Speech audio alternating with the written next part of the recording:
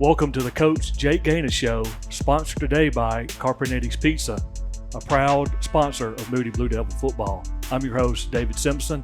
Coach, congratulations on win number 3. Thank you. And 1-0 in the region. That's it. Thoughts about the atmosphere there at Alexandria Friday night? Yeah, I thought it was a really cool place to play. Never been, but heard good things about the atmosphere, the loose scales and all the different things that go into playing in that valley right there. But no, it was a good environment for our kids. It's anytime you can go on the road about an hour away and you have to go through that where you get on a bus, got to get off the bus, get your mind back right. It's good because a lot of times in the playoffs you're traveling pretty far. And so anytime you get an away game like that, I think it just builds you for November and for the things that we talk about. So it was a really good environment, and our fans showed up. Our whole side was packed out. I was super proud and happy that they were able to make it, and thankful to them for that because, you know, when you have support like that on the road, especially like an hour away, our kids love it. They feed off of it, and the energy was great, and super thankful for them for that.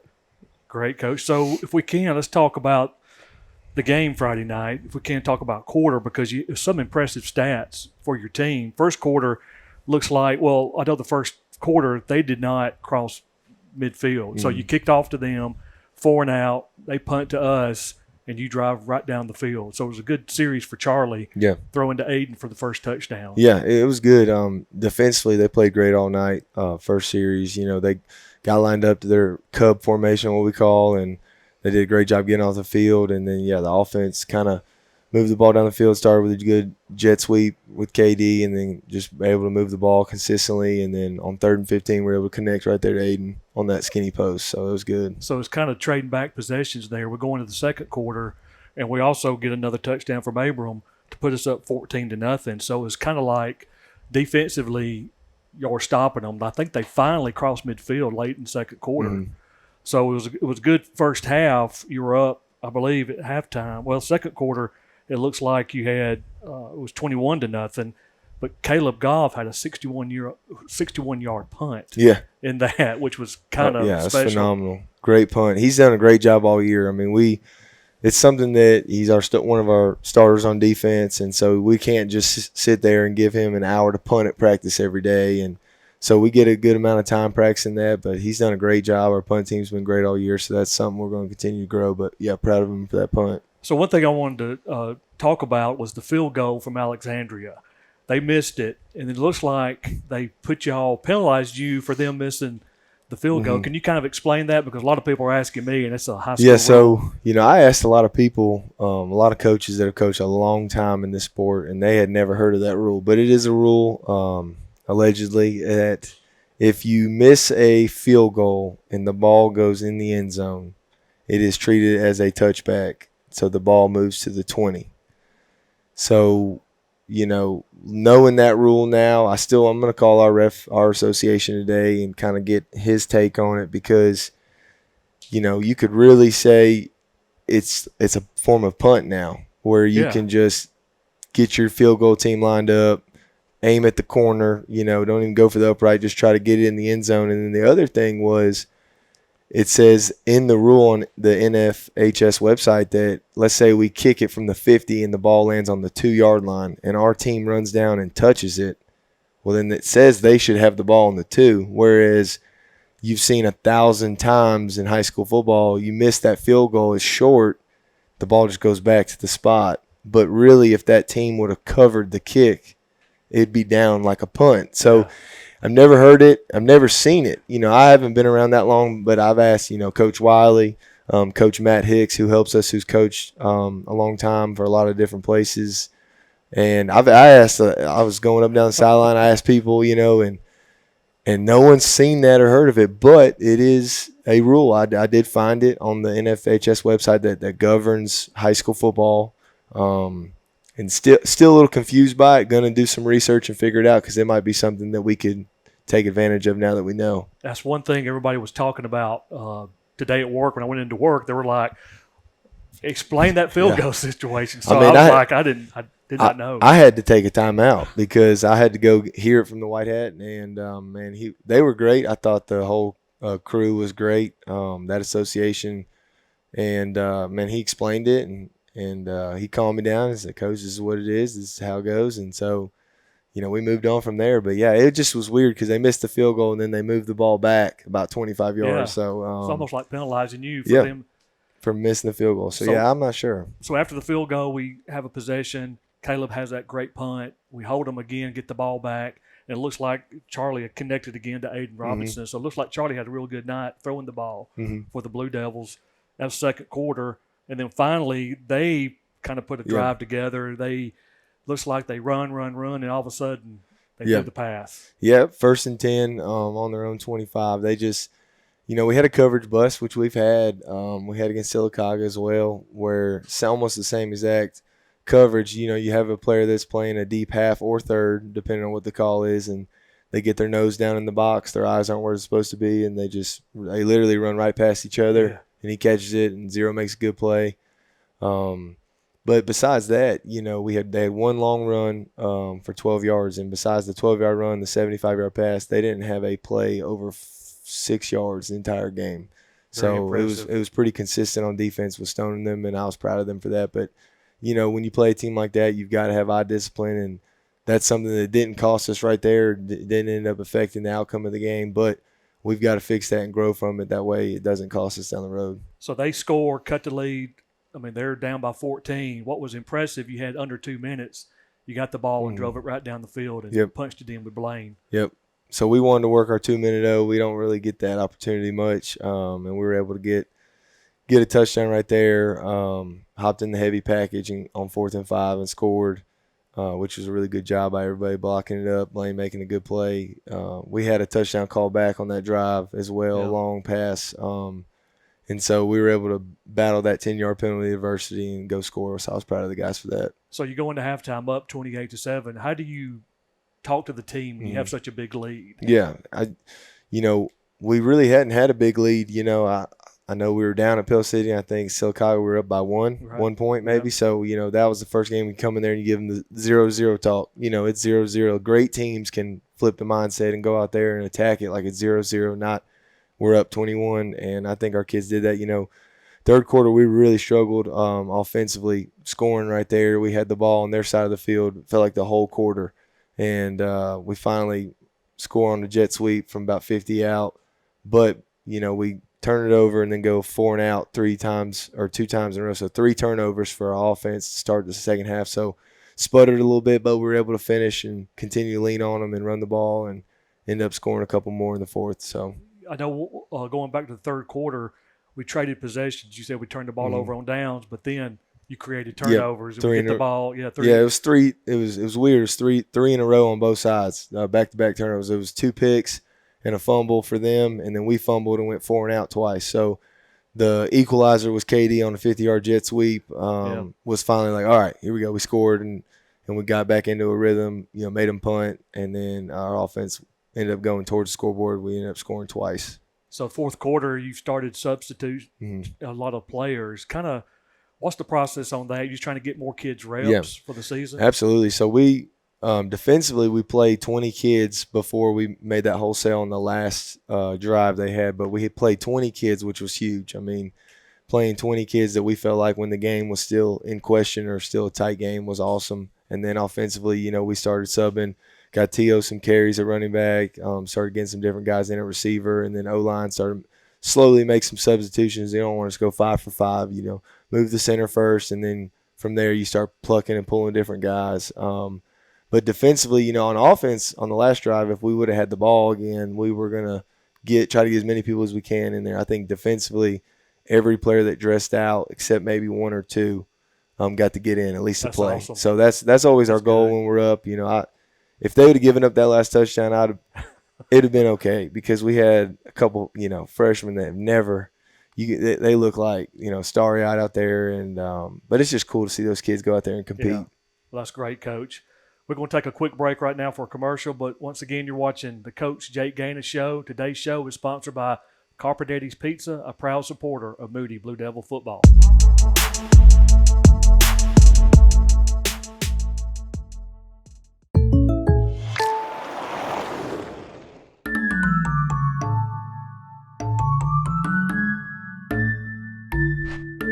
Contact local agent Bart Perry for an auto quote today.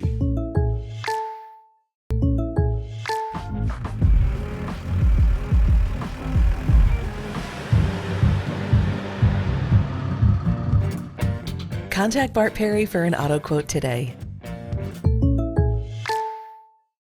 One might be tempted to say, "Excuse me, Mr. Grill Man, there appears to be a little extra burger on my burger." You're dang right there is. Everybody goes to Milo's.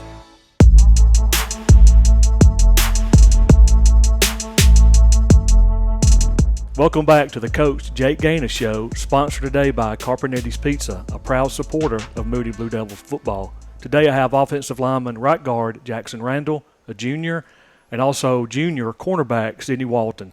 Thanks, guys, for joining us today. Jackson, so I'll start with you. You're offensive lineman. Y'all don't get a lot of love, but we're going to try to give you some love today. Talked to Coach Slade earlier, and he said you graded a 90. So how do you know how the grading process goes for a game? I do not. I know that it's something called loafing. So, like, if you don't give 100% and you don't finish after the play, you'll score lower. But So you loafed a little bit, think? I don't know. I just know that there's a lot of room for improvement for me, especially because, I need to play more like physical, dominate more. Yeah. That's my issues. So you also said you had 6 pancake blocks. So for those that don't know what a pancake block is, can you kind of explain it? So basically, it's when you put someone on their back and you sit on them or lay on them, or however you want to do it, and it just takes them out of the play, makes it easier for your running back or quarterback to make the play. Do you have to let them up, or can you stay on them without getting a penalty? I'm not. I stay on them, and then when the plays, when I know that You hear the can't whistle? make the play or the whistle, I'll get up. That's good. So have you had any offers from any colleges looking at you? I've gotten Arkansas State. Arkansas State. Yes, sir. That's good. So that's official offer Yes, sir. from them. So how is it being coached? You know, Coach Slade played at Auburn as a right guard and played in the NFL as a right guard. So is he on you more being a right guard for him?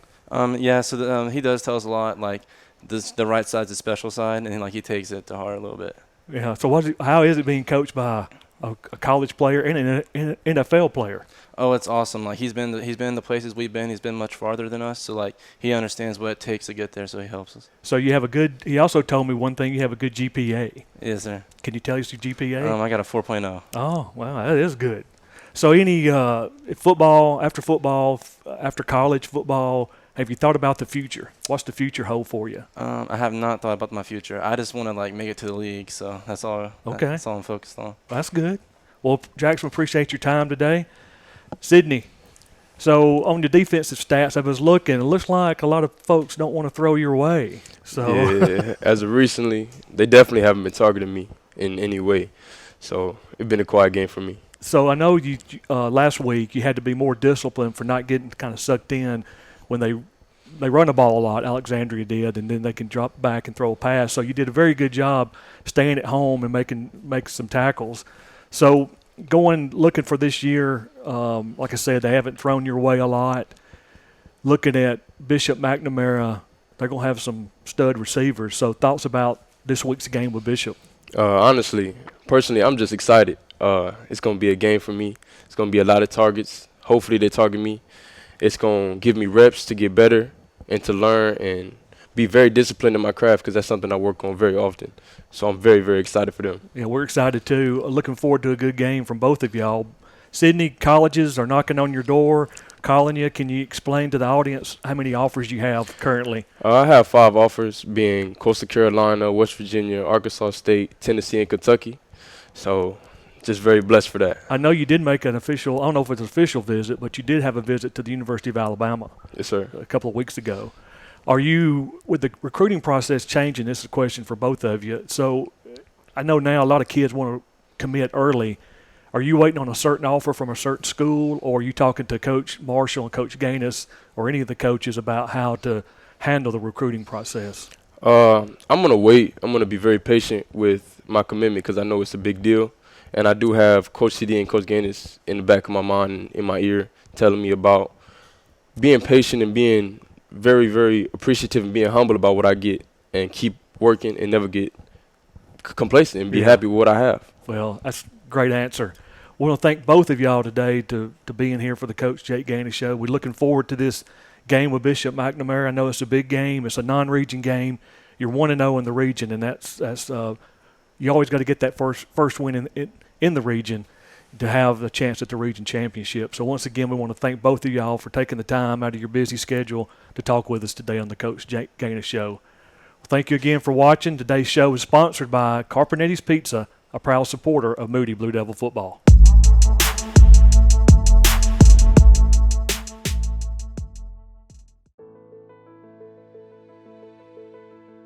This is Senator Lance Bell. I want to thank you for the opportunity to represent you in Montgomery. I am so excited about this time of year as we watch our cheerleaders, our football teams, and our band as they perform on the field.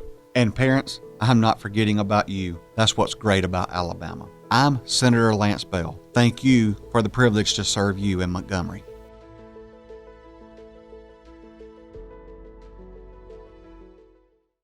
You think this is just a gray metal box, right?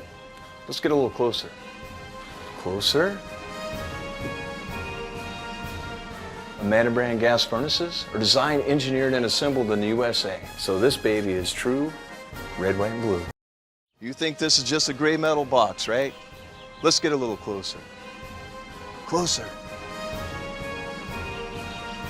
Yeah, Amanda brand air conditioners are designed, engineered, and assembled in the USA.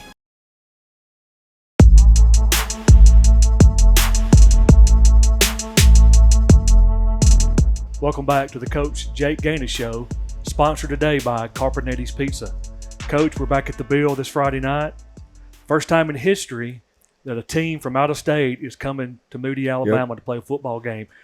People have asked me, why did Coach Ganus schedule Bishop McNamara out of Maryland to play a high school game? Can you kind of explain that for the audience? So saw on Twitter back in the spring, there was a team from Maryland looking for a game on this specific date, and it was a date we were playing Cleburne County. It was going to be at Heflin, and that's a non-region game. It's kind of in the middle of the season. Our region has 7 teams, so we get a region bye, and this week is our region bye.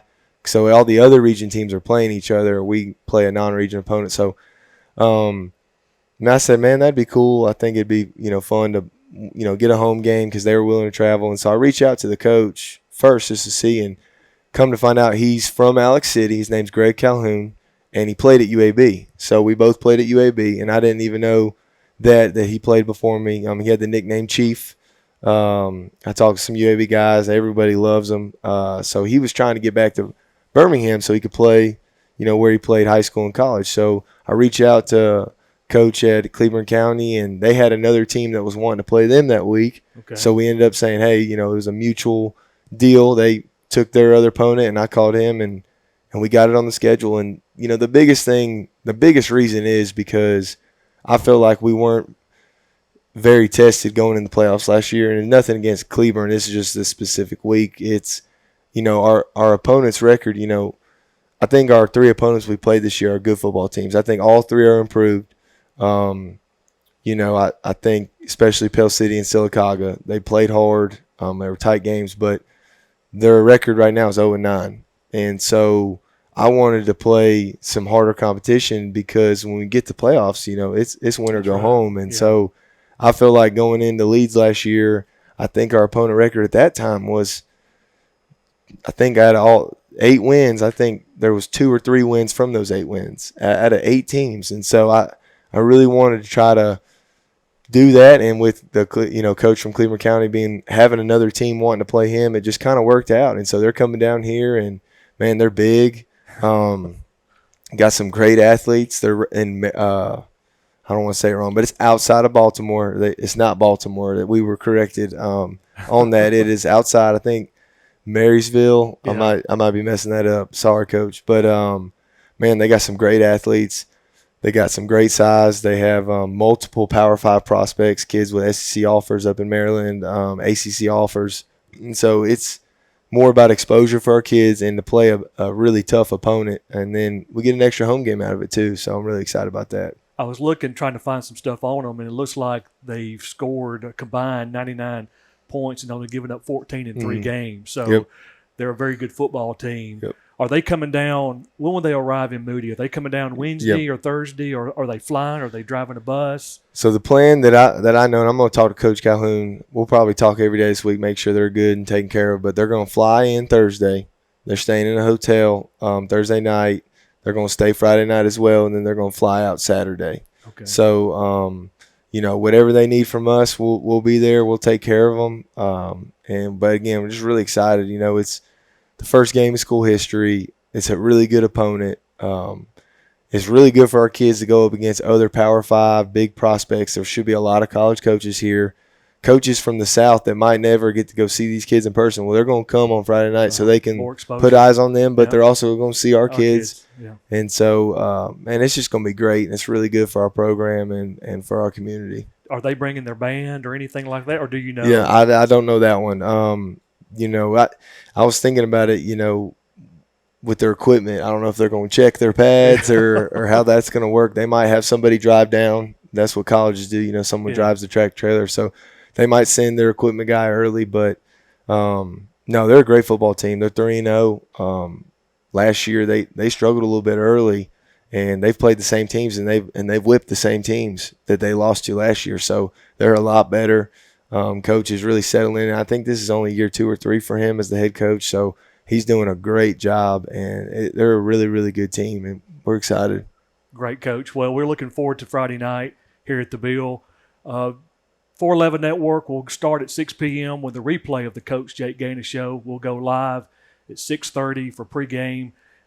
You can get your tickets at the gate. They will take cash at the gate. Also, you can go to GoFan app to download your ticket and go ahead and get that out of the way. We're looking for a big crowd. The visitor side will be open also for a home side too as well. So it's a lot of untreaded waters here that we really don't know with the team coming out of state, but we're excited to have them here at Moody. We're going to show them some Southern hospitality. That's right. Also want to recognize at this time the Buffalo Wild Wings players of the game against Alexandria. That's Aiden Robinson and A.J. Madison. Congratulations for them for being selected the Buffalo Wild Wings Player of the Week. Once again, Coach, thank you again. Yep, thanks, y'all. We'll see you next week as we recap the Bishop McNamara game.